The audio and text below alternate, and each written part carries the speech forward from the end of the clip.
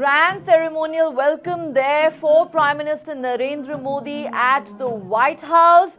A lot of excitement with thousands of Indian Americans having gathered on the south lawns of the White House to witness this grand and glorious spectacle. Certainly a very big moment for India and for the India-US relationship. Ambassador Ponappa, if I could start with you. President Biden there saying, two great nations, two great friends, two great powers, two proud nations that share the words "we the people" in their constitutions. He says the India-US ties will define the 21st century. Prime Minister Modi is saying the grand welcome that he has received at the White House today is essentially an honor and a matter of pride for 140 crore Indian, and this is the first time that the gates of the White House have been opened to the Indian community in the United States. Well, there's no question that the ceremony was impressive, as such welcoming ceremonies are. In fact, the one that we provide honored visitors outside Rashtrapati Bhavan is magnificent. I think both leaders tried to place the visit in context in terms of what the expectations were on either side. The Prime Minister, of course, spoke about the honor done to not just 140 over a billion Indians, but also the Indian American community in the United States, which has contributed so much to American life in all sectors. President Biden's comments, I thought, went into a little more detail, and I think he tried to place the visit in context, recalling that it was 15 years ago that a similar state visit from India had taken place. I believe that would have been in 2008, and the visit of Dr. Manmohan Singh when Barack Obama was the president. He also talked about the Quad, interestingly, and about the new pathways for Indian-American partnership, particularly in the areas of critical and emerging technologies. He talked about the changes that have taken place in the world order, also spoke at some length about democracy and social diversity in all respects. But I do believe that the attempt from both leaders was really to set the basis for the discussion that is now going to take place. And of course, in terms of the outcome, we will have to wait for any joint statement that might be issued. Absolutely. And what's also interesting is that the White House has already said that the two leaders are going to address a press conference, and Prime Minister Narendra Modi also will take questions. So, Suhasini, I wonder if you have thoughts on that and on what you've heard the two leaders say. President Biden saying the India-US relationship will define the 21st century. Of course, he talked about shared values, the two countries being two great democracies and powers, two pride nations that share the words "we the people" in their constitutions. And as Ambassador Ponappa pointed out, he talked about the Quad, he talked about ISET. So in a sense, these opening remarks by President Biden setting the agenda for the broad-based bilateral talks that are now going to take place between the two sides at the White House. Yes, absolutely. And a state visit, as Ms. Ponappa said, is really about the kind of pomp and ceremony you just saw. Just to correct, the last time the Prime Minister of India was invited for a state visit was Prime Minister Manmohan Singh in 2009, but he was invited twice because he was also invited in 2005 by then President George Bush. As far as the talks now go, I think the agenda has been set out, as you said. President Biden talking about the fact that they're going to work together on technology. We've already heard about the MOU being signed between GE, General Electric, and Hindustan Aeronautical Limited, HAL, for those 414 jet engines. We still are waiting to see some of the fine print on that deal, but it certainly promises to be, if there is a substantial transfer of technology, a real game changer in ties. We're also waiting to hear about the announcement. I think it's already more or less done unofficially, for India to purchase Predator drones from the United States, and for an investment package by Micron for semiconductor industry in India. So those are some of the big highlighted items between them. We'll also see announcements on health cooperation, education, H-1B visas, I think, an Indus-X partnership, so a kind of cooperation where the two countries can constantly coordinate with each other when it comes to high tech, when it comes to things like even quantum computing and artificial intelligence, and other kinds of cooperation between the two countries. I think a joint statement will set out exactly what has happened in this particular visit. And as you pointed out, the two leaders are expected at the end of their conversation not to hold a press conference, but to take two questions, I think one from the American side and one from the Indian side. It'll certainly put a lot of pressure on whoever is going to be asking those questions. Because it is a rare chance, as you pointed out. Prime Minister Modi does not actually normally take questions while he's traveling, or in fact, even in India. So this is a rare opportunity. You're right. I may not want to be in the shoes of that journalist. It would be too much pressure actually getting to put a question directly to Prime Minister Narendra Modi. But yes, this is going to happen at the end of these bilateral talks. So Hasini, you talked about some of the big ticket items that are on the agenda. We know that GE and Hindustan Aeronautics Limited have already signed an MOU for, what is being described as the game-changing fighter jet engine and technology transfer deal. Of course, like you said, that God is in the detail, and to what extent that technology transfer is going to take place, we don't know that yet. What we're also given to understand is that a major deal with Micron, the semiconductor company, is going to, in fact, take place, with Micron being invited by Prime Minister Narendra Modi himself to set up a semiconductor unit in India. Of course, there is that huge Predator drone deal worth $3.5 billion that's on the cards. Apart from that, it's already been announced, Suhasini, correct me if I'm wrong, that India is all set to join the Artemis Accords, a US-led effort to send humans back to the moon by 2025. What I'm also picking up at this point is that some new H-1B visa processing changes are going to be announced, and the two countries are likely to set up new consulates. In India, the US is likely to set up two new consulates in Bengaluru and Ahmedabad, and India could set up a new consulate in Seattle in the US. Could you share some more with us on those some of those issues?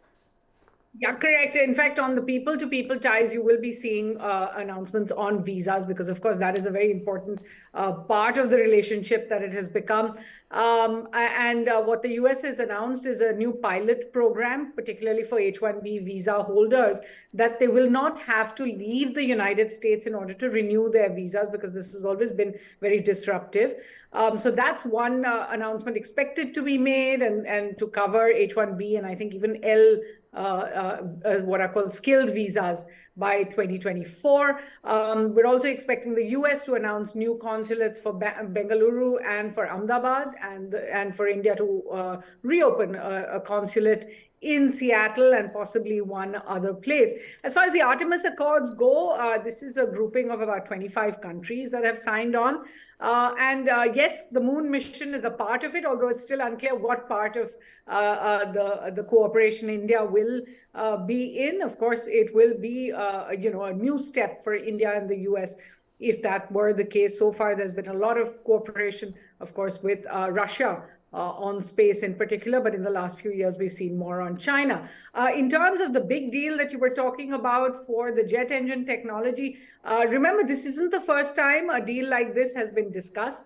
I think for much of the last decade, from about 2010 or 2012 to 2019, the two sides discussed the transfer of technology for jet engines under what was called the DTTI. That was shelved in 2019. and has now been picked up with a lot of enthusiasm with the idea that the US is now willing to share with India technology it has not been prepared to do in the past. So as I said, if the deal comes to its fruition, once we know exactly how much technology transfer is involved, once we know how much congressional approval has already been taken or is likely to go through, then we can safely say that this is in fact the big piece of the pie in this particular visit. You're quite right, Suhasini. There is a lot of talk about how there could be as much as 80 to 100% technology transfer. And that could very well emerge as the defining feature, not just of this historic state visit, but of the India-US relationship itself going forward, given that there are many firsts involved here. Of course, let's not forget that there is the Russia factor also. The US is very keen to wean India off its huge dependence on Russian weapon supplies. But Ambassador Ponappa, let's dwell on this. The reason why this technology transfer deal and the fighter jet engine deal is being referred to as a game changer is because, one, it is seen as the holy grail of military aviation. Two, many are saying that never before has the United States shared what it describes as the crown jewel of its defense capabilities with a non-ally. It's willing to do that with India. Do you believe that this is a true reflection of just how important this relationship is now to the United States? It has pulled out all the ceremonial and other stops in terms of projecting this visit as a major event speaks for itself. And I think it's important to see what is happening really as a continuum of how India-US relations have grown, particularly over the past few decades. In one sense, what were called the kicklighter proposals in the early 2000s, it was in the 1990s, sort of set the bedrock for the start of substantive defense cooperation between India and the United States, but in a kind of limited manner, military exercises and such like. You then got a very steady progression of agreements for further defense cooperation in various areas. Now, if you recall, when Barack Obama made his first visit to India as president, there was a major defense deal that was signed at that time. He had just seen the Democrats suffer in midterm congressional elections at the time. But he projected this as one of the major achievements of his visit. Around the same time, the discussions on the civil nuclear cooperation were taking place and finally resulted in the United States issuing the waiver and with full political support through the US Congress for a civil nuclear partnership with India. And now we come to what I would really consider the next stage. In fact, when Foreign Secretary Quatra briefed the press, he talked about this being a milestone. And what does a milestone represents the fact that some ground has been traversed and there is more to go. I would say that the highway is somewhat wider at the moment. Maybe the milestones are coming closer to each other. There are some very critical issues that have been identified at a time of major changes in the global world order. And here it's not just the geopolitics, but the geoeconomics and the integration of the two. The pandemic has showed it to us. The shortage on semiconductors, the whole issue of supply chains have brought this out. Now, there are a few big ticket items. I might tell you that the Micron deal is not the first time that chip technology was due to come to India. Way back in the 1980s, American Micro Devices had signed a deal with Semiconductor Complex in Chandigarh, which burnt down. And it has taken us this many years now to get going once again on developing this essential technology for anything to do with the progression of electronics in terms of artificial intelligence, in terms of telecom and data processing. So there's much that is on the table. I think there will be challenges for both countries in terms of delivery and implementation. The United States has a very tough regulatory framework, even for not just partners, but for allies, which has to go through a progression of clearances within their system and sometimes also through the US Congress. So there is that. For India, it will be a question of putting in place the systems, predictability, precision. No room for jugaad over here when you're talking about these high technologies. And then developing the engagement that in fact does exist between our scientific communities, between our academic communities. On space, we talked about space. You know, ISRO has been cooperating internationally, including with NASA, for a long time. But what is now happening is that some of these are getting an institutional footing. And this really is what will provide strength to not just the defining relationship, but what Barack Obama termed the indispensable relationship when he spoke to Parliament here several years ago. So, work in progress, much to be done, but the optics are right. The devil is in the detail, or you said the God is in the detail. And we will then have to wait for the substance to emerge. But I do believe that both sides have a meeting of minds, and this needs to be built on.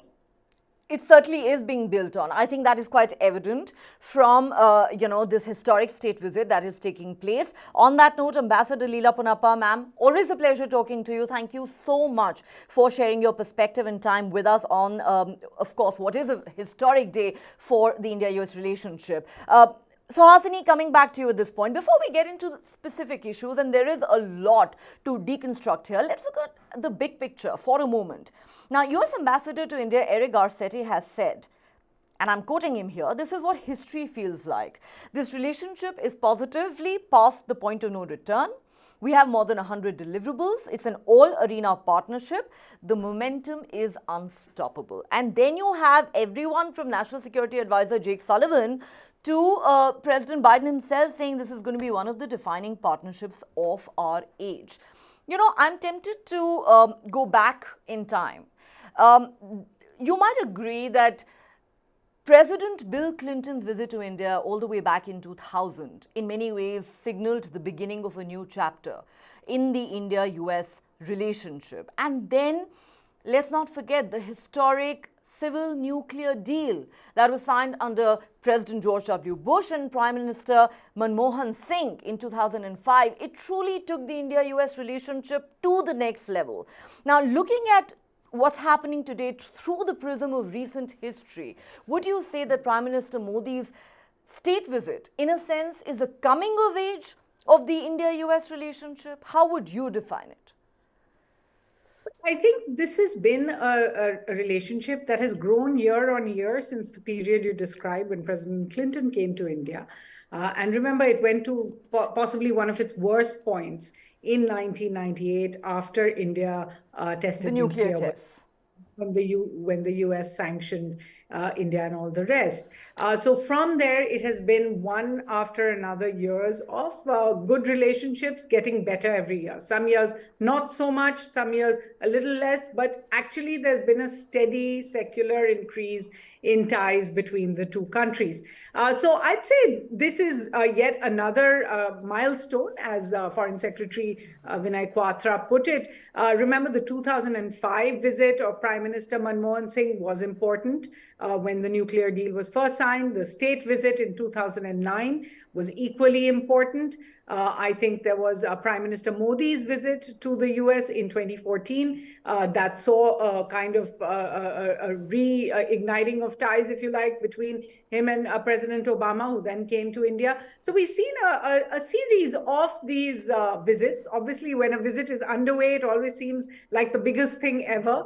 But yes, I mean, and even Prime Minister Modi saying that, this is the first time he's seen Indian Americans on the South Lawns. Actually, they've been there before. But it is important that he is there, that they are there in such large numbers, and the India-US relationship is being reaffirmed once again. Now, when it comes to the specifics, as I said, this particular visit will be remembered for the jet engine deal if all the I's are dotted and T's are crossed, simply because one of the big, perhaps, thorns between India and the US has been the idea that the US is reluctant to transfer technology for production in India. And this has been an Indian demand over the decades, or certainly as long as India and the US have been discussing defense purchases of this kind.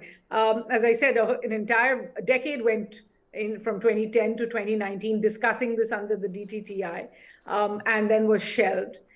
So if this does go through, it will be for all the discussions that have been had in the past as well. But it will take relations to the next level or open a new chapter, certainly in ties between the two countries. Right. I keep saying that the transfer of technology is perhaps going to emerge as the defining feature of this state visit and perhaps of the India-US relationship itself, because as Suhasini very rightly points out, this has been a huge irritant in the relationship. Many believe that we're crossing new frontiers with this. On that note, let me also welcome Professor Scott Lucas, who joins us at this point, foreign affairs expert. Thank you very much, Professor Lucas, for joining us at this point. I will be with you in just a moment, but Suhasini, I need to ask you another important question. Yes, this is a bilateral, relationship that we're talking about, where primarily it's bilateral issues that are going to be in focus, but we'll have to address the elephant in the room, which is China. Jake Sullivan, the National Security Advisor, has already in fact said that yes, Beijing is going to come up. Beijing flexing its muscle in the Indo-Pacific region is going to come up. China's role in the military, economic, technology domains will be on the agenda when the two leaders meet. So I'd like your perspective on this. To what extent do you think China is bringing India and the United States closer to each other? And do you believe that the US sees India as a strategic counterweight to China? Well, there's no question that India is seen as the only country in the region that can provide any kind of countervailing balance to a country like China. India is now the country with the largest population. It has a fast-growing economy, and it is a strategic power.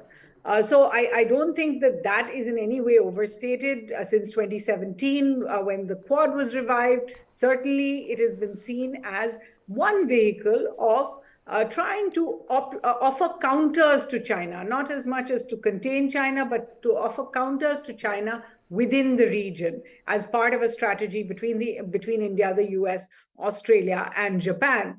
How much will China be discussed during this visit? There's no question that since 2020, the presence of Chinese troops at the LAC, the kind of incursions we've seen, the kind of losses India has faced in Galwan, these are all issues of continuing concern for India. It's a 3,500 kilometer boundary with China that India has to constantly now monitor. But the fact is that so far no government has openly actually discussed China in the context of another bilateral relationship. So it'll be important to see how it comes out, whether it comes out in the public comments between them. There's no question on the US side, they're very open about the fact that they want to discuss China with India. But Prime Minister Modi has been more reticent, has not actually made it clear that China is a problem for India beyond the bilateral, or so far that's not something that he has articulated in so many words. So you're right, this is going to be an area where everyone will be watching very closely, is how much is Prime Minister Modi willing to say when he comes out of these talks with President Biden. Well, clearly, you talk about Prime Minister Modi's reticence with regard to China. No such problem for President Biden, Suhasini, who's called Xi Jinping a dictator. Some have said he's probably gone off script, not for the first time. And you've already seen a very sharp reaction from Beijing, calling his remarks utterly irresponsible and a gross violation of diplomatic protocol. So even as it would seem like relations between the US and China are going south, despite Antony Blinken's visit to Beijing over the weekend, the two sides have agreed that they will continue meeting and continue talking. Some have suggested, Suhasini, and I wonder what your thoughts on this are before I go to Professor Scott Lucas. Some have said that, while Prime Minister Modi is in that room with President Biden, and as we speak, we're looking at the two leaders talking at the White House, would it be a good idea for India to actually seek some sort of clarity from the United States on how far Washington wants to go in amending its ties or amending, things in its strained relationship with China? Do you believe that that is a matter of concern for India in any way, even as the US rolls out the red carpet for Prime Minister Modi? Well, I think for India, that has made it clear that it does not want to get involved in big power politics. It does not want to have to choose sides. Prime Minister Modi says again and again in the context of US and Russia that India is on the side of peace. I think that is more or less the public statement when it comes to China as well. Regardless of India's, as I said, misgivings over what China has, threatened over the LAC over the last 3 years. But I do think that behind closed doors, a very sobering sort of discussion will be held over the kind of